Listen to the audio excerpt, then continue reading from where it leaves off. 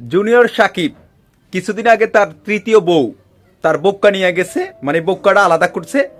তো এই সাকিব যখন সোশ্যাল মিডিয়াতে ভাইরাল হয়েছে, তাকে নিয়ে কতদিন অনেকে অনেক ধরনের অনেক সিম্পৃতি দেখাইছেন। কিছুদিন পরে যেকালে সে ঠিকঠাক কইয়া মেডিকেল থেকে আইছে বাসায়, এখন তো তার রুজি রোজগার নাই। এখন কি করতে হইব, মানুষের ব্রেন ওয়াশ কইরা ওই মাই একটারে দিয়ে একটা নাটক সাজাইলো, সে নাকি আবার বিয়া করছে।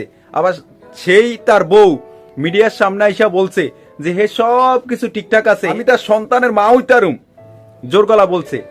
আবার 2-3 দিন পরে এখন আবার শোনা যাইতেছে মিডিয়াতে সে নাকি কোনোভাবে আর সন্তান জন্ম দিতে পারবে না, তার বাচ্চা জন্ম দেওয়ার মতো সক্ষমতা নেই।